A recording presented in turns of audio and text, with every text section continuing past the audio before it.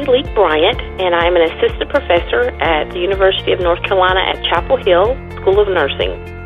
Today I'm going to be speaking about the impact of patient-reported symptoms on physical function and quality of life in adults with acute leukemia. At ONS Congress, I was presented with the Victoria Mock New Investigator Award.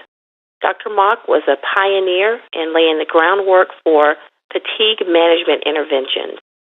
She was a symptom scientist with the focus of fatigue management, as well as she had a passion for mentoring nurses.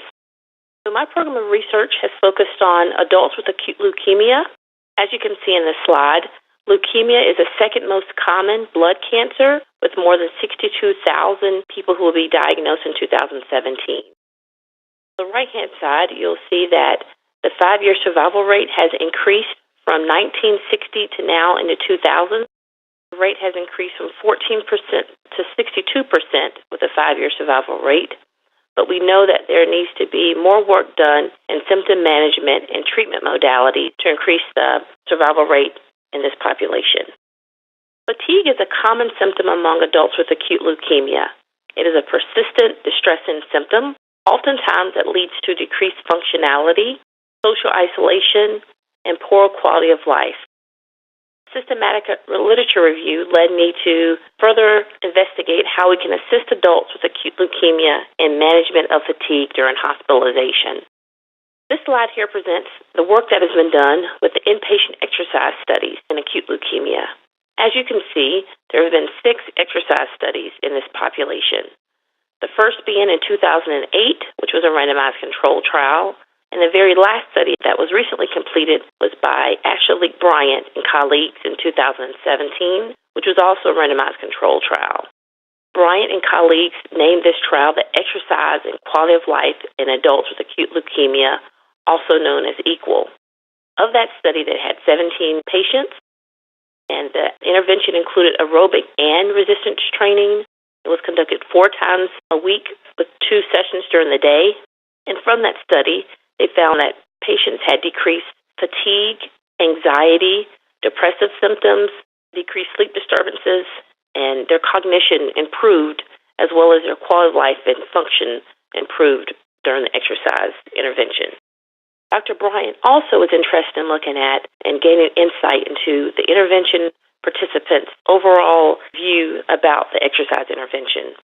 Some semi-structured interviews were conducted, and the patients stated that one of the benefits of the intervention was that it made them feel better. They enjoyed the structured exercise that they received. They felt that it gave them real power and motivated them. They felt that the timing of the exercise was important, and they appreciated that it needed to be scheduled. The post-hospital plan was also important. So these patients remained in the hospital for almost 30 days, and they had the attention of their medical team as well as nurses. But oftentimes, once they leave to go home, they're unsure what to do to continue to remain active in their home life.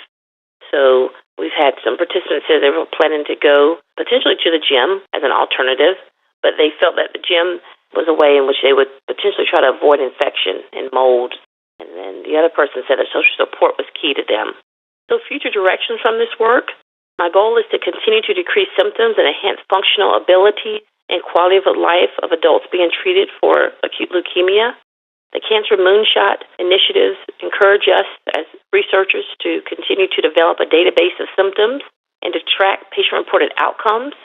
And with patient-reported outcomes, it's key to be able to get the patient's perspective via an interview and by survey to really get a holistic approach to how they're dealing with their illness. Palliative care and symptom management discussions are key at the time of diagnosis to prevent functional decline. Understanding the physiological mechanisms of exercise is also a future direction of this work. And we need interventions that are less resource-driven, that are practical, and use existing staff to deliver the intervention.